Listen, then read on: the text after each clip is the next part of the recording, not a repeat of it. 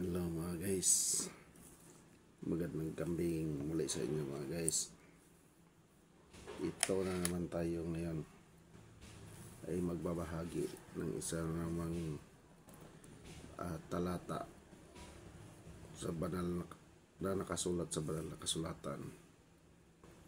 Ang ibabahagi ko ngayon mga guys ay patungkol sa mga mayayaman mga guys, at patungkol doon sa mga taong naghahangad na makapasok sa kaharian ng langit.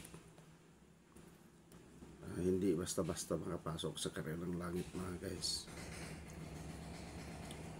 Yan ang dyan. At dito sa Biblia, nung hawak nating Bible, ay mababasa natin sa sulat ni Kagalang-galang Marcos sa Kapitulo 10, versikulo 17 hanggang 25 mga guys. Mahaba to.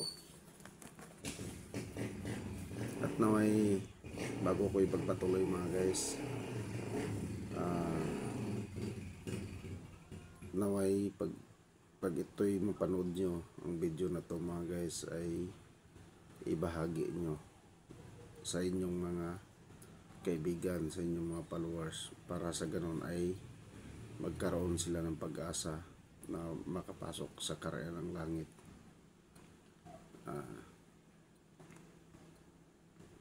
Sapagkat dito maliwanag mga guys kung paano natin, kung ano ang gagawin natin para magkaroon tayo ng pag-asa. Subalit may higit na mahirap makapasok dito mga guys. Kaya ito, ayon sa sulat ni Kagalang-galang Marcos sa Kapitulo 10, versikulo 17, umpisa natin sa 17 mga guys.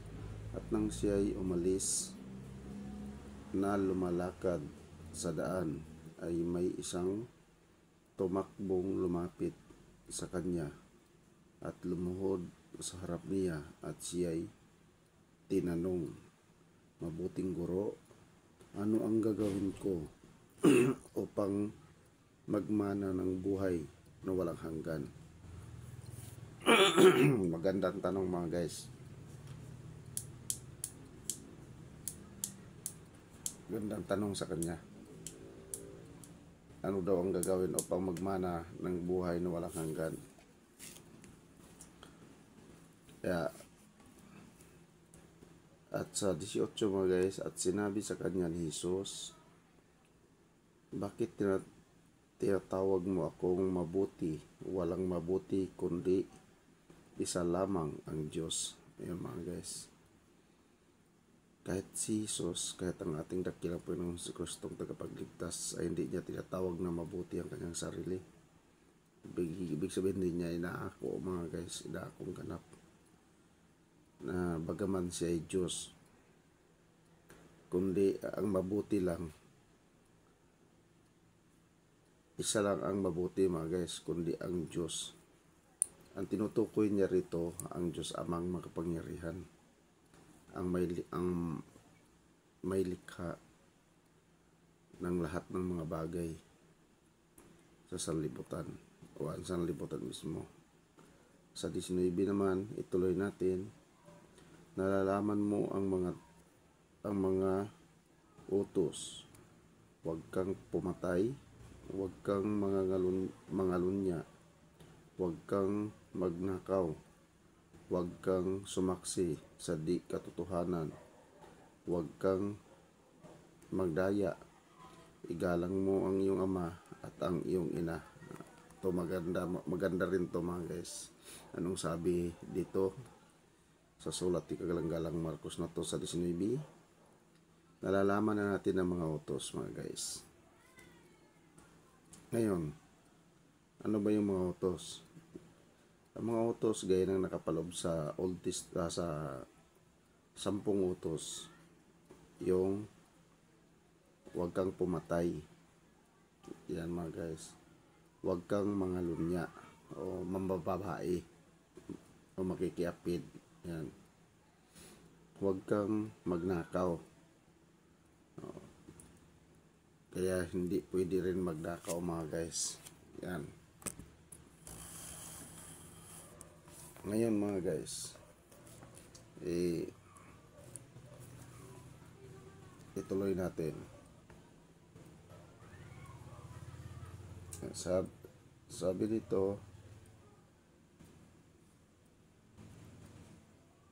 sabi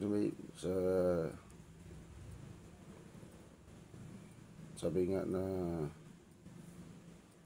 sa 19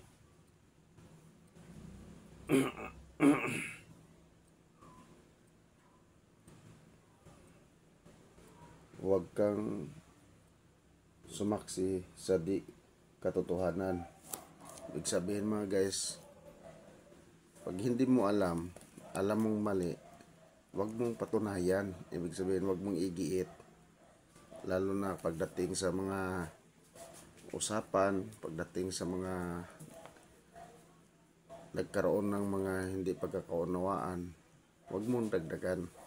Huwag kang magpapatuto kung kasinungalingan lang naman ang mangyayari. Huwag kang madaya. Huwag kang madaya mga guys. Dito sa salita na to, marami tong mga guys sa buhay ng tao. Likas sa mga tao ang madaya eh. Igalang mo ang iyong ina, ay ang iyong ama at ang iyong ina. Liwanag dito mga guys. Sa lahat ng mga nanonood, sa lahat ng mga makapanood sa video nating ito, lagi nating isipin, lalo na sa mga kabataan ngayon, Biblia ang nagsasabi, igalang natin ang ating ama at ang ating ina. Sa mga kabataan kasi ngayon, sa mga new generation, kumbagay, walang respeto sa magulang. Marami yan. Marami nga akong kilalang ganyan na sumasagot-sagot sa magulang, na tipong parang may pinagmamalaki sila sa kanilang mga magulang mga guys. Kaya dapat ituro natin sa ating mga anak ang pagiging mapaglingkod sa Diyos, magiging magalang, sapagkat yan ay isa sa labag sa kalooban ng ating Diyos amang makapangyarihan, o sa ating dakilang Panginoon Hesus Kristong tagapagligtas, ang walang galang sa magulang. Yan mga guys. At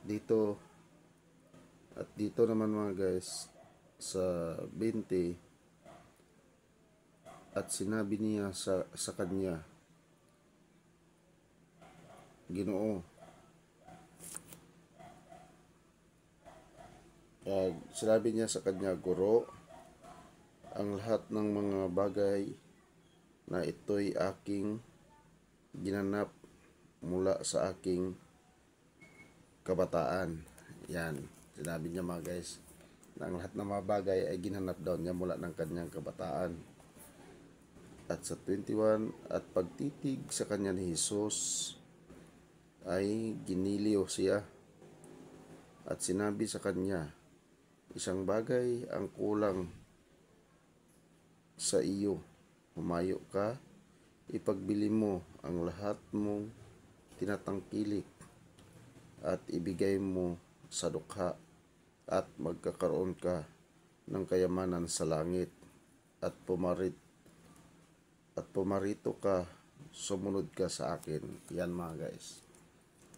Sabi ng Panginoon, sabi ng mayaman na nagtanong sa kanya kung paano makapasok sa karanang langit, lahat daw ng sinabi ay naganap na niya, pero ang kulang sa kanya ay yung mga kayamanan niya mga guys. Yan. Subalit sa pagkarinig niya sa sinabi ng Panginoong Hesus, ay namanglaw siya mga guys. Dito sa 22 mga guys, tatapwat siya ay nahapis sa sabing ito, at siya ay yumaong na namamanglaw, sapagkat siya ay isang may maraming mga pag-aari.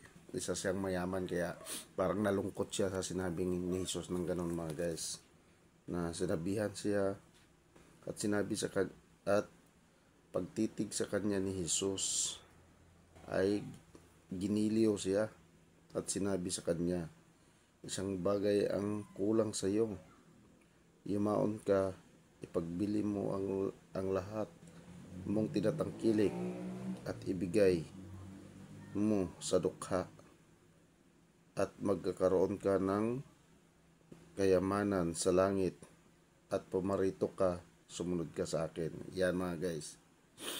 Ang mga tinatangkilik kasi niya, yung mga kayamanang pangmaterial mga guys. At alam niyo naman kung ano yung mga kayamanang pangmaterial, gaya ng salapi, mga bahay na pagmamayari. Kaya nalungkot siya mga guys, namanglaw siya. At lumingap si Jesus sa palibot-libot at sinabi sa kanyang mga alagad, kay hirap na magsipasok sa kaharian ng Diyos ang mga may kayamanan. Yan mga guys maliwanag. Sa paglingap niya sa palibot-libot ay sinabi niya sa kanyang mga alagad, dahil nakita niya doon sa kanyang kausap na namanglaw dahil nga maraming pagmamayari. Kaya sinabi niya, kay hirap na magsipasok sa kaharian ng Diyos ang may kayamanan. Yan mga guys Biblia ang nagsabi niyan. Kaya sabi niya rito, at nangagtaka ang mga alagad sa kanyang mga salita, datapwat si Jesus ay muling sumagot at nagsabi sa kanila, mga anak, kay hirap na magsipasok sa kaharian ng langit ang mga magsisiasa sa mga kayamanan. Yan mga guys At yan ang nangyari sa sanlibutan natin o sa mundo natin ngayon o dito sa ating bansa o sa buhay ng bawat isang nilalang o ng isang tao. Sapagkat mas priority sa bawat isa ang kayamanan. Kaya ang nangyayari nga, mas gustuhin pa ng iba na makapanglamang sa kanilang kapwa, magkaroon lang sila ng kayamanan, pero hindi nila iniisip o nila nalalaman na ang kapalit nito ay kaparusahan o ang pagtitiis sa paghihirap sa buhay sa walang hanggang pagdurusa sa kadagadagatang apoy sa impyerno mga guys. Kasi kung hindi ka makapasok sa kaharian ng langit, saan ka pupunta? Saan tayo tutungo? Diba? Yan mga guys. Kaya sabi niya dito sa last na talata 25, magaan pa sa isang kamilyo ang dumaan sa butas ng isang karayom kaysa isang mayaman ang pumasok sa kaharian ng Diyos. Hamakin nyo mga guys. Mas magaan pa sa isang bagaan pa sa isang kamilyo ang dumaan sa butas ng isang karayom. Hamakin nyo mga guys. Sa laki ng isang kamilyo ay inahalin tulad ng ating Panginoong Jesucristo o ng Diyos Amang makapangyarihan ang ating sitwasyon, ang ating buhay. Buhay patungo sa buhay na walang hanggan, na sa pagpasok sa kaharian ng langit o sa madaling sabi, ang kaligtasan natin sa pagkapahamak sa kadagadagatang apoy sa impyerno, lalo na kung tayo ay mayroong maraming pagmamayari, ay mas madali pang makapasok ang kamilyo sa butas ng karayom, sa liit ng butas ng karayom na yan. Biruin niya mga guys, kaysa sa isang mayaman na makapasok sa kaharian ng langit. Yan ang masakit na mga guys. Pero yan mga guys naway ating isa puso ang mga talatang ito. Naway ating itong ibahagi sa ating mga mahal sa buhay, sa ating mga kaibigan mga guys. I-share natin ang video sa oras na papanood natin, at nang sa ganoon ay maraming makaalam.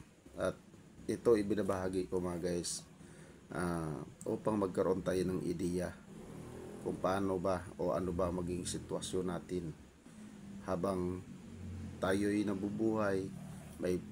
Mayroon tayong pag-asa na matakalandas patungo sa buhay na walang hanggan. Subalit, gaya nga ng nasusulat, marami tayong dapat isalang-alang mga guys, lalo kung tayo ay isang mayaman o naghahangad tayong yumaman. Pag-isipan nating mabuti mga guys. At pasensya na kayo, medyo madilim mga guys kasi yung ilaw ko ang ginamit ay nag-amimirot na. Yung ilaw na isa na ginamit ko. Ito mga guys, oh. Solar pero hindi yata nagkakarga kanina. Kaya wala nang karga. Lobat na. Sunod nating pagbabahagi ay ano tayo ng ilaw. At yan lang mga guys, ang bahagi natin.